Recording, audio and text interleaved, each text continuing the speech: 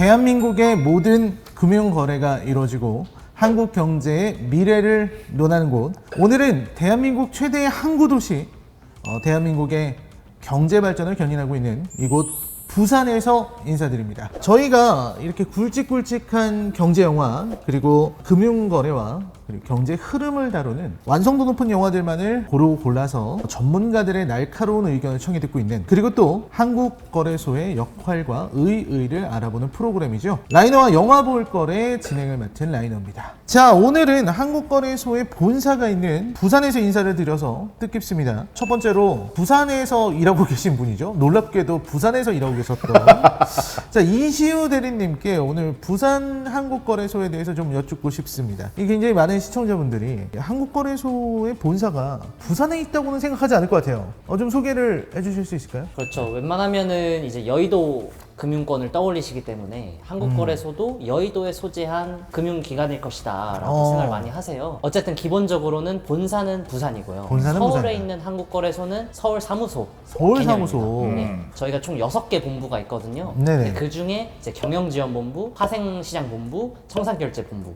이렇게 3개 본부의 사무실이 부산에 위치하고 있다. 좋습니다. 오늘 어떻게 하실 예정이죠?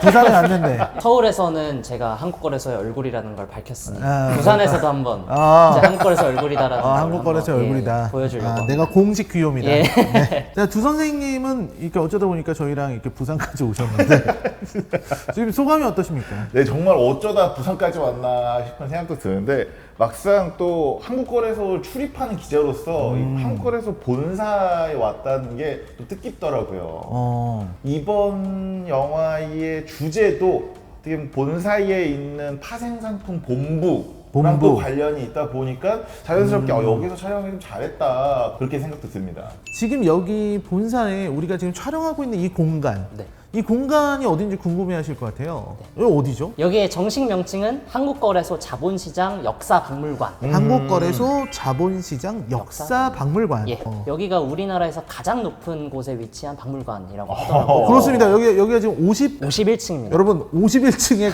박물관이 있습니다. 야, 놀랍습니다. 51층에 있다 보니까 여기는 가기 어려운 박물관 아닌가 싶으실 수도 있는데요. 네네네. 오전 9시부터 오후 6시까지 일반인분들에게도 개방이 되어 있기 때문에 오시고 싶은 분들은 언제든 오실 수 있고요. 오셔서 그냥 여기 둘러볼 수 있는 예, 거군요. 둘러보실 수 있습니다. 여기 또 네네. 51층 뷰가 좋아가지고요. 뷰가 좋은 박물관.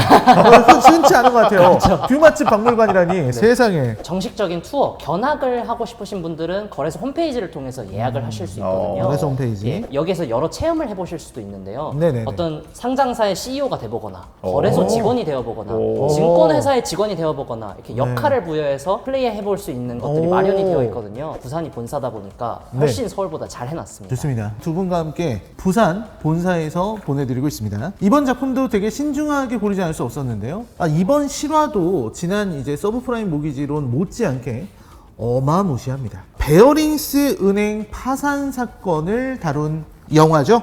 이완 맥그리거 주연으로 더욱더 많이 알려져 있는 작품이기도 합니다. 오늘 같이 볼 작품은 바로 갬블입니다. 숨 돌릴 겨를도 없이 빠르게 돌아가는 트레이딩의 세계. 이 세계에 도전하는 한 젊은 야심가가 있었으니 그의 이름은 닉 리슨입니다. 베어링스 은행에 입사한 닉이 새로 발령받은 곳은 싱가포르의 선물 거래 회사. 그는 선물 및 옵션 거래를 관리하면서 과감한 베팅으로 엄청난 성과를 냅니다. 그야말로 대담한 그의 행보는 연승으로 이어졌고 그의 상승세는 멈출 줄 몰랐죠. 하지만 그런 그조차 예상하지 못한 실수, 그리고 수면 아래에서 벌어지고 있는 여러 문제들을 목격한 닉 리슨은 에러 계좌 8888을 이용한다는 결단을 내리게 됩니다. 그리고 그 결단은 재앙의 단초가 되고 마는데, 이번 영화 볼 거래에서 함께 볼 영화는 닉 리슨의 위험천만한 행위와 재앙을 다룬 영화, 이완 맥그리거 주연의 숨은 명작 갬블입니다. 자, 갬블을 보고 왔습니다. 정말 중요한 사건을 다룬 작품이기도 하고요. 또 은행의 파산을 다루고 있는데요. 이러한 실화를 영화로 만드는 것 정말 쉽지 않은 일인데 두 분 전문가 분들께서 어떻게 보셨는지 궁금합니다. 부산은 나의 도시다. 이시우 대리님? 저는 영화를 좀 더 재밌게 보려고 웬만하면 정보가 없는 상태에서 시청을 하거든요. 그렇죠. 특히나 이제 또 영화 전문가이신 라이너님께서 골라주신 영화 아니겠습니까? 다만 보면서 아무리 옛날이라고 그래도 이렇게 관리 감독이 허술할까? 좀 과장된 것 같다라고 생각을 하고 있었습니다. 그런데 영화 이후에 조사를 하다 보니까 이게 정말로 다 과장 없이 담겨진 장면들이었더라고요. 근데 이제 이 영화가 저번 돈이라는 영화처럼 아예 오락 영화의 길을 탄 것도 아니었고, 그리고 빅쇼트처럼 하나하나 이 파생 상품을 어떻게 거래하는 건지 이 원리를 설명해주지도 않거든요. 그래서 이 시청자분들이 닉 리슨이 파생 상품 시장에서 대체 어떤 장난을 친 건지 좀 이해하기 어려우실 수도 있을 것 같아요. 그래서 저희가 오늘 한번 이 영화에 대해서 한번 싹 설명드려 보겠습니다. 주 선생님은 어떻게 보셨어요? 저는 볼 때보다 보고 나서 이게 무슨 영화지 하고 찾아볼 때가 더 재밌는 영화 같더라고요. 보고 나서 이 사건이 어떤 거였지? 네, 하고. 그러니까 이게 처음에 그냥 뭐 그렇구나 하고 보다가 보니까 이거 실화야? 뭐야 진짜 직원 한 명이 은행 하나를 파산시켰다고? 하면서 계속 영화를 찾아보고, 그리고 이제 저도 이제 어떻게 보면 그 경제부 기자니까 실제로 무슨 기법으로 사기를 친 거지 하고 찾아보니까 진짜 이게 약간 정신 나간 놈인가 싶을 정도로 이게 이렇게까지 오버를 하나 싶더라고요. 실제로 이 영화가 어떤 다큐멘터리 영화처럼 흘러가면서 그렇게 막 재밌지는 않습니다.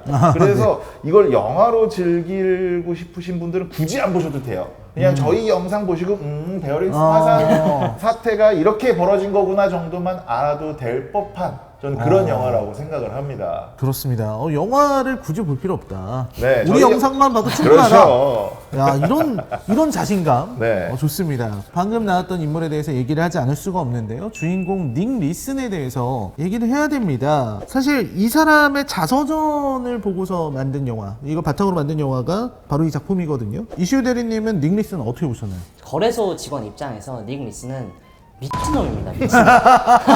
네, 왜냐면은 이제 기본적으로 시장을 도박판으로 생각하는 요 태도도 제 마음에는 썩 들지 않기는 했는데요. 그거보다 고객의 돈으로 도박을 했다. 이게 아주 저는 큰 문제였다고 생각을 합니다. 네. 왜냐면 이 시장이라는 거는 상호 간의 신뢰를 바탕으로 작동하는 것이거든요. 내 계좌 안에 내 예수금이나 내 주식이 안전하게 있다고 보장을 받고 있으니까 그럼 좋은 주식이 뭘까? 이렇게 다음 단계로 넘어가서 탐구를 하는 거거든요. 네네. 이 시장의 근간을 흔들었다는 점에서 닉 리슨의 행동은 정말 미친 사람의 행동이었다라고 볼 수 있겠습니다. 도저히 용납할 수가 없다. 거래소 직원으로서 닉 리슨처럼 이런 식으로 하면은 누가 거래를 하겠냐. 그렇죠. 저는 닉 리슨이라는 인물보다 이 닉 리슨이 이런 증권 범죄를 자유롭게 이 엄청난 범죄를 저지를 수 있게 만들어준 환경을 제공해준 베어링스 은행이나 영국 금융 제도 탓을 좀 하고 싶어요. 기본적으로 모든 제도가 인간은 이기적이고 범죄를 항상 저지를 수 있다라는 전제하에 만들어지는 거거든요. 네네. 근데 닉 리슨이 왜 이렇게 엄청난 일들을 벌여왔을까라는 걸 생각해 보면 해도 되니까 한 거거든요.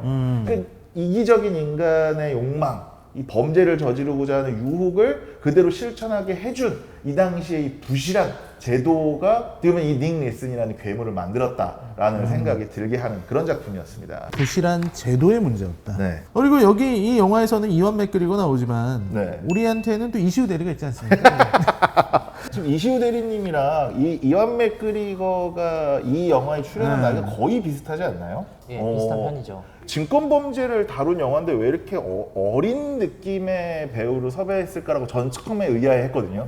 근데 조사를 하고 나서 보니까 실제로 베어링스 은행을 파산시킨 이 닉 리슨이 이 당시에 만 28살이었다고 합니다.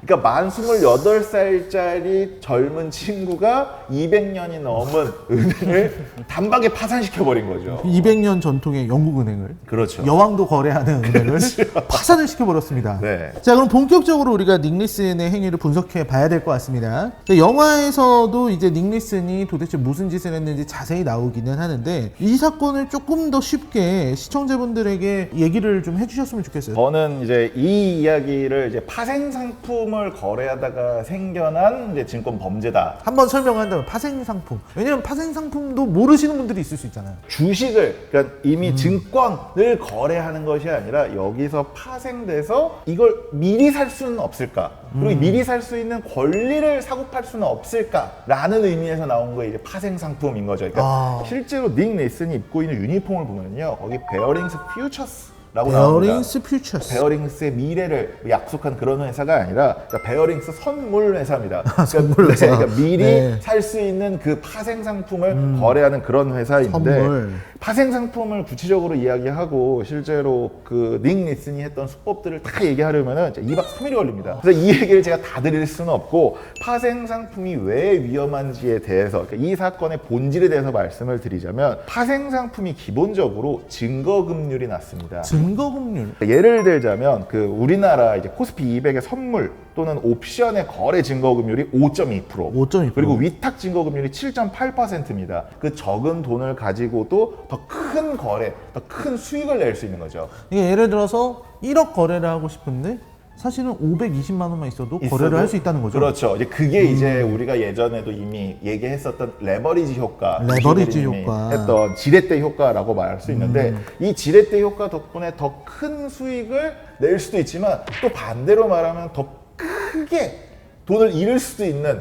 그런 문제들이 있거든요. 방금 말씀해주신 증거금률이나 요 레버리지 효과, 이게 저희가 서브프라임 모기지 사태를 다뤘던 네, 네, 네. 빅쇼트랑 마진콜 봤을 때 했던 네, 내용이었거든요. 그래서 저는 이제 앞서 많은 설명을 해드렸던 증거금률 이런 거보다는 영화를 보는 내내 시청자분들이 궁금하셨을 이 에러 계좌 88888 계좌. 아, 맞아요. 예, 8888. 요거에 대해서 좀 설명을 드리려고 하거든요. 네. 영화를 보시면은 엄청나게 시끌벅적한 마치 어떤 경매장, 뭐 도매 수산시장 같은 데서 막 수신호를 주고받으면서 거래를 하는 것처럼 선물 거래를 그런 식으로 하고 있었거든요. 네네네. 싱가포르의 당시 거래소는 이 전산 매매가 아니라 수신호를 통해서 이루어지는 공개 호가 매매가 이루어지는 곳이었다고 옛날 해요. 영화에 나오는 거잖아요. 그렇죠. 그 사람이 한 명이 위에 높은 데 올라가서 네. 손으로 막 이렇게 하면서 네, 네.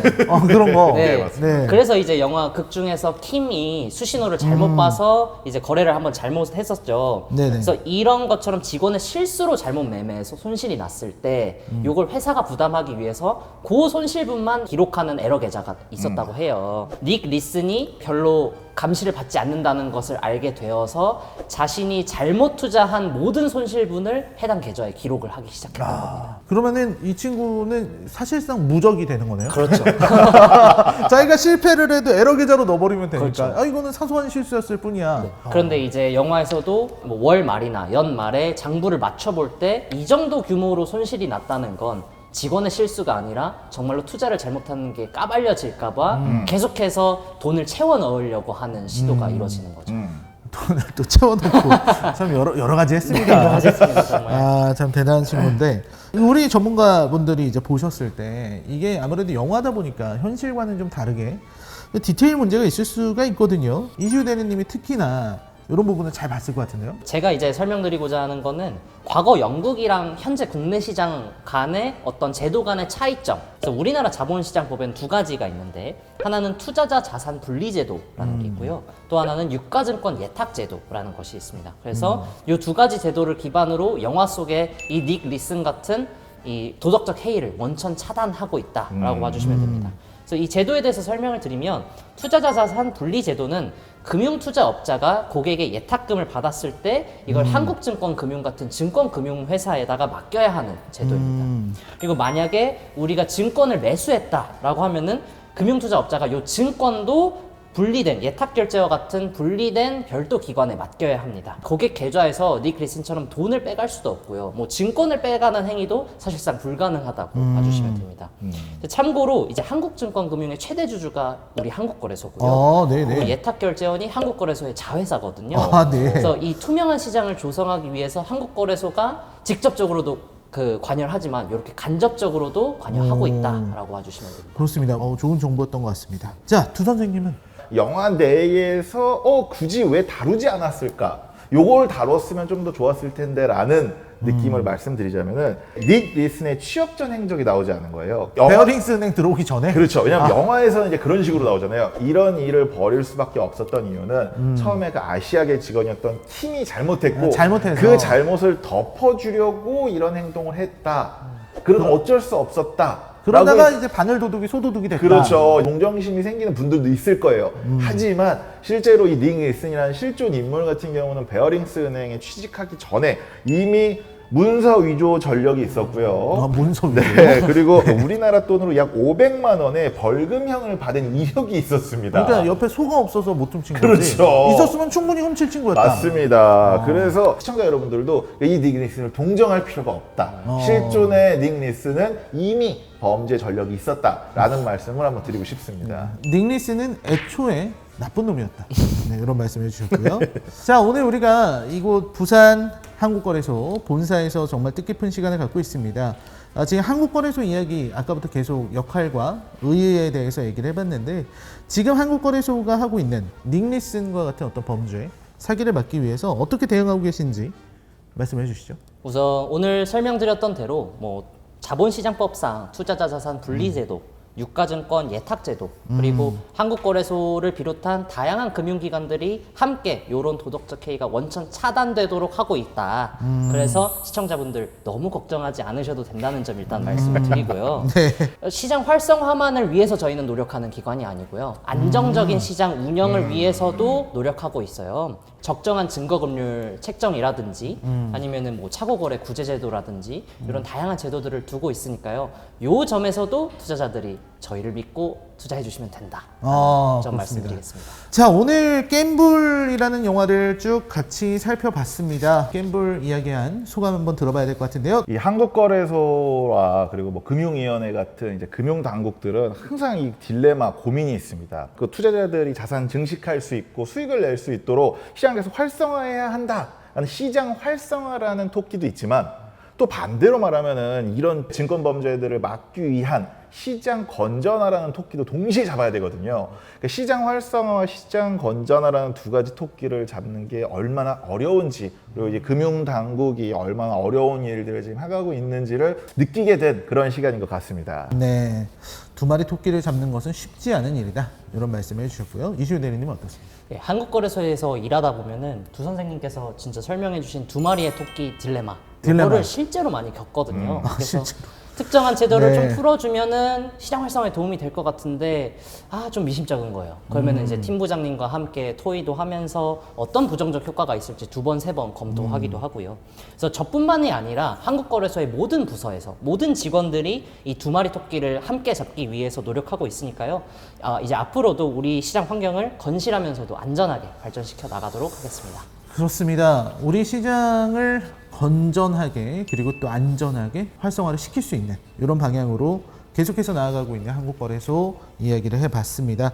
오늘 두 분 모시고서 이곳 부산 한국거래소 본사에서 겜블 이야기하면서 제가 느꼈던 거는 이 주식 혹은 이런 선물 거래 이런 것을 영화의 제목처럼 겜블, 어떤 도박으로 받아들이는 닉 리슨 같은 사람이 있으면 얼마나 시장이 어지럽게 되는가, 그리고 그런 시도가 얼마나 무의미한가, 이런 것들을 생각해보는 시간이었던 것 같습니다. 자, 오늘 저희가 준비한 내용은 여기까지고요. 저희는 다음 편에서 더 흥미롭고 재미난 내용으로 찾아뵙도록 하겠습니다. 네, 여러분 시청해주셔서 감사합니다.